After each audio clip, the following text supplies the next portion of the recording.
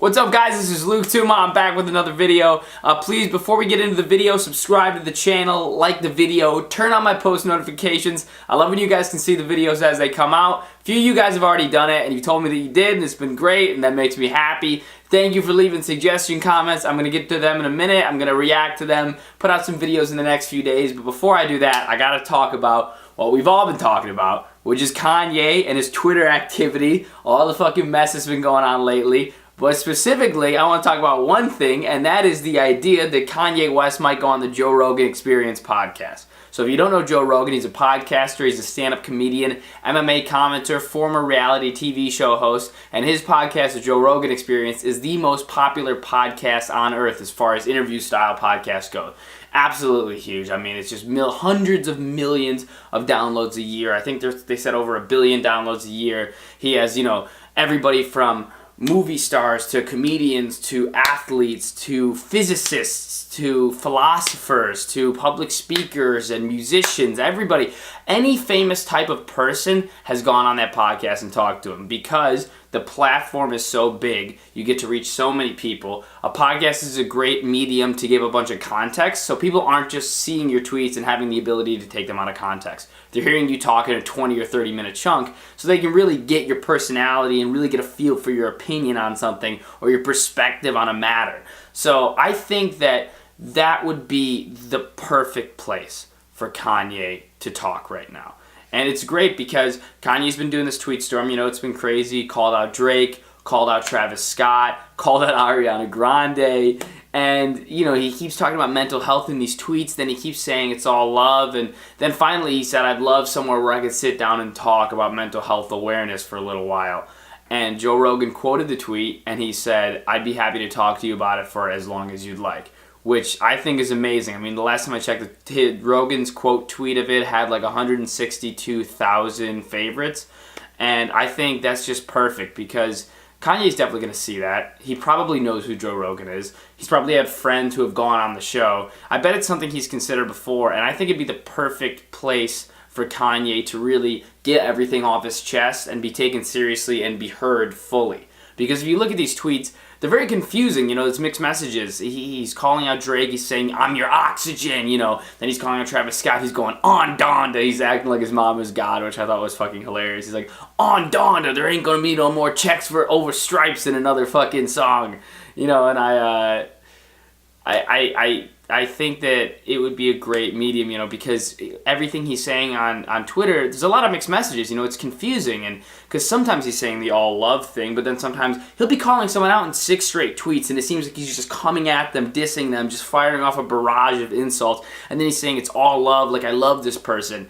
And I get that you could love someone and also have a problem with them at the moment, but it does seem very confusing, and Kanye was diagnosed bipolar, and he keeps tweeting about how he's off his meds and he feels like himself. But he seems like a person who is bipolar and needs to be medicated for bipolar disorder. So when he says he's off his meds, it's very alarming. And I think that something like the Joe Rogan Experience would be the perfect medium for him to really just flush all that out, explain when he was on his meds, when he's off his meds, what his mental health problems are, what they aren't, what his beefs are, what his beefs aren't, what his perspective on his life right now is, what his perspective on mental health awareness and his current mental health state is. Because if you're looking from the outsider's perspective and you don't know him personally, which I don't, and you're just looking at his tweets, you really have no idea where he actually stands in this stuff. Because at the moment, he's not coming across clear. He's coming across very confusing.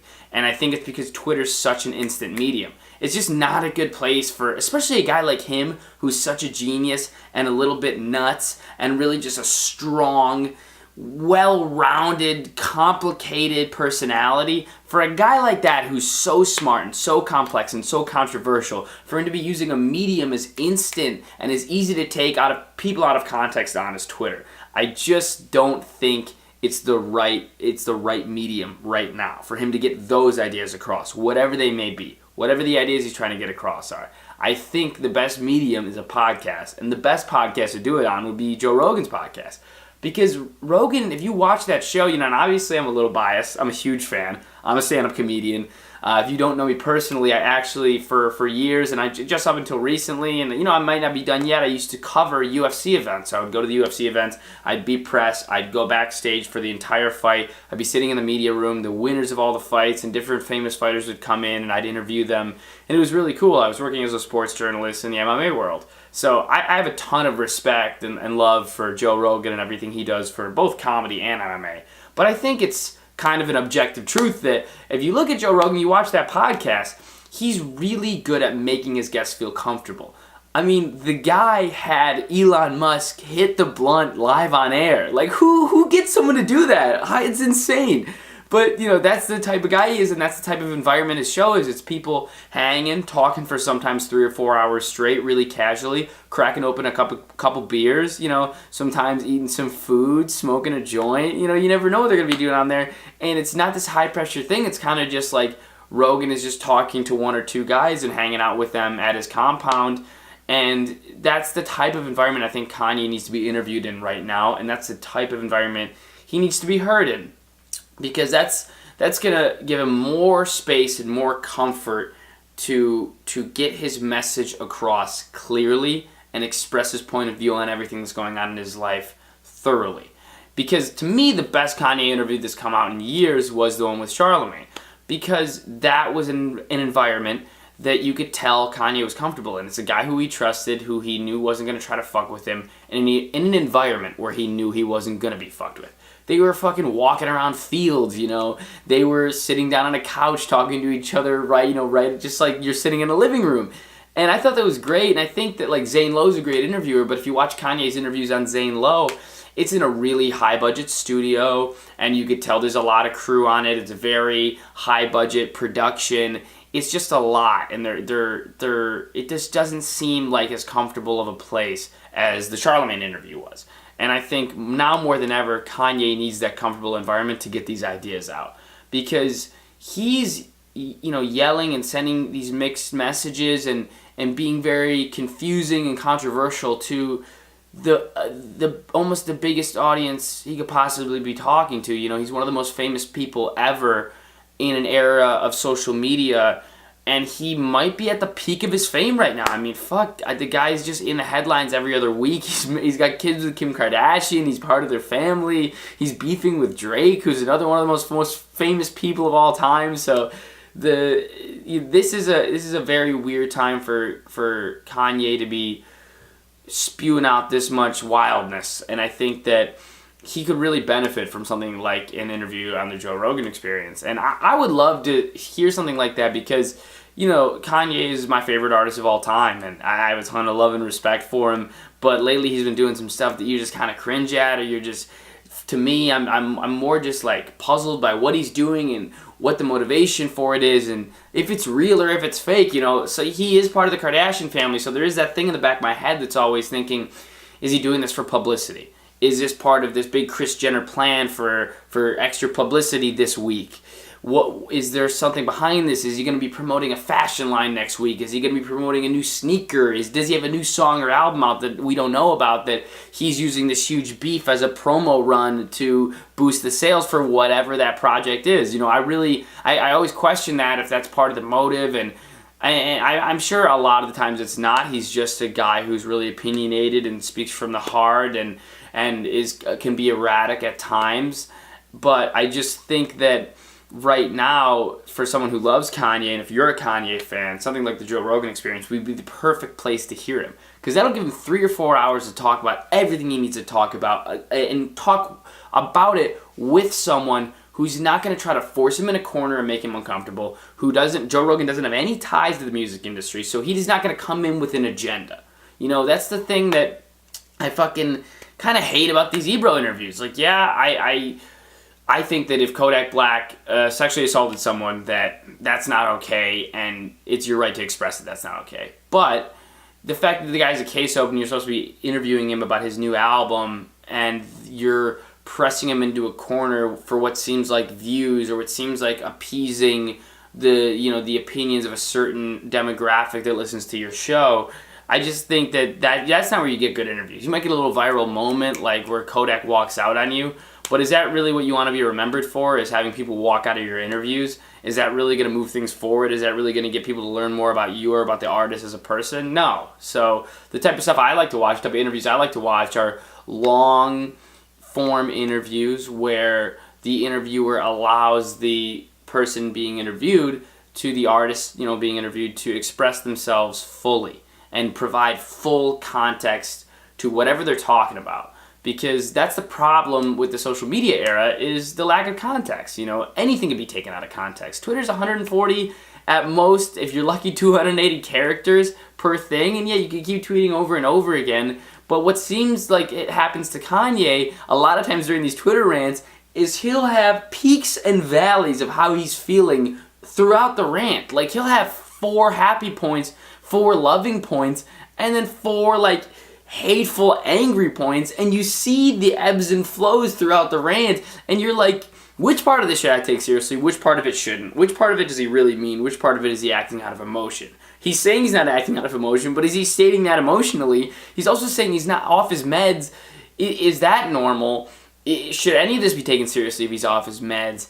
You can't really tell. And if you're watching someone get interviewed on video for 4 hours straight, one-on-one conversation, you're going to be able to pick up on those things. One, because they're going to say them, they're going to give you the answers to those things from their own perspective, but also you're going to be able to see their body language and the way they look and the way they sound and how they're coming off and whether or not they seem genuine about what they're talking about.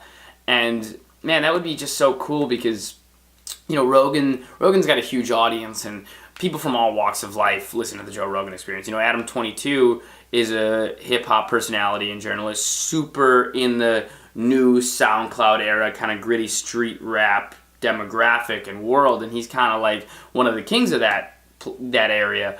But he always states that his biggest influence in podcasting and media is Joe Rogan. Like, the guy has a broad fan base, but at the same time, I think Rogan really hasn't had many rappers on. He's had Action Bronson on, he's had Cudi on, but not really many rappers. He had Vinny Paz from Jedi Mind Tricks on, and that's cool. He's had 3 rappers on, but that's over the course of he's been doing the podcast for 10, 11 years now. So someone like Kanye, that's as famous as a rapper can get. That's as high profile of a guest as you can get, period, let alone in the rap world.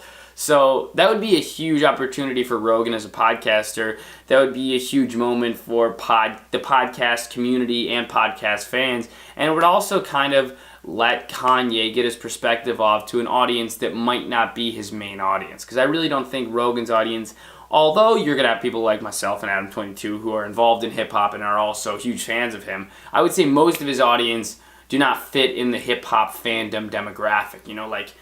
If Kanye did an interview with academics, he's kind of speaking to people that follow him pretty closely for the most part. Whereas if Kanye speaks to Rogan's audience, the core fan base, most of them are probably not going to be die-hard Kanye West fans. There's going to be some, but it's not really Kanye speaking to people who follow his every move. It's probably Kanye speaking to people who know him more casually.